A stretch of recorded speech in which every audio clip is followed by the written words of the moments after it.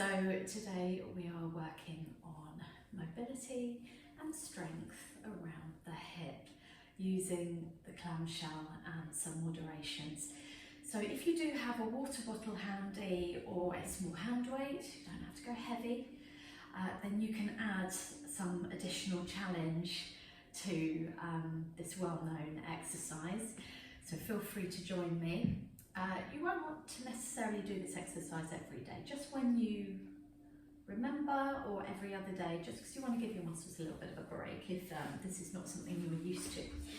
So we're going to lay on our sides, bring your hand weight or your bottle with you. Support your head however you like to, whether it's with cushions or your straight arm here.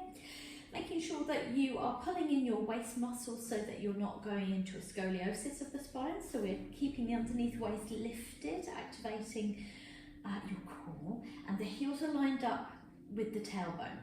Ankles, knees, hips stacked. So we're getting you all set up beautifully. Just to start off with, feel free to put the hand on the floor there. Gently squeeze the heels together to start. That will activate your pelvic floor without you having to think about elevators or anything else. It will just naturally happen unless you have an actual problem there. So exhale, open, inhale, close. Easy movements. So feel free to stay at that level. Notice how I'm not going very wide here. If I do, my whole pelvis shifts, tips, and I'll fall over.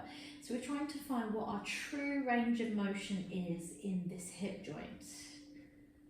Okay. So feel free to stay at that level if that is plenty enough for you. So 8 to 10 would be fine. You might need to just start at 5 if this is a new movement for you. I don't blame you. If you would like to level up, grab your weight. What is this one? 1.13 kilograms. So that's probably about 2 pounds, something like that. So open and close. So what the hand weight does is it just adds a little bit of weight to the equation, just a bit of challenge, and it reminds you, hopefully, to activate those shoulder or scapular stabilizers.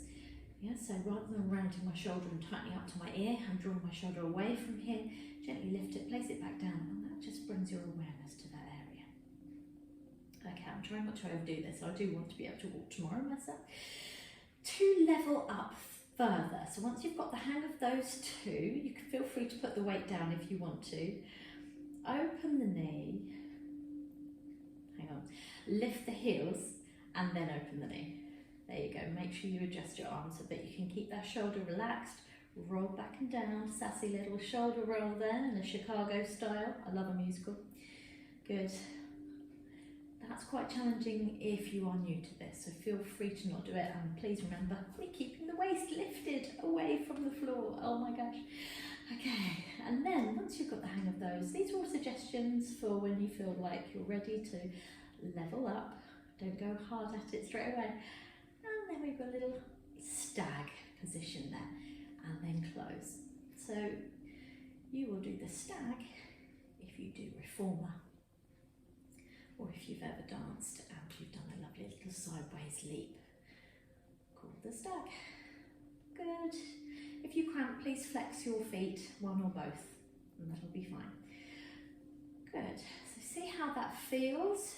I'm just going to give you a suggestion for how to stretch and ease out. So gently rock side to side, so the feet width of the mat. Don't be polite with it. Keep the knees nice and wide. And you can roll through here. If this is very challenging for you, take your time. So hopefully that feels good. And you're ready to rewind the video and try those on the other side. So start simple. Yeah, maybe start with 5, 8 to 10 if you're feeling strong, and work towards that little stag développé position. And I'm just going to go put my teeth in. Okay, see you soon, lovelies.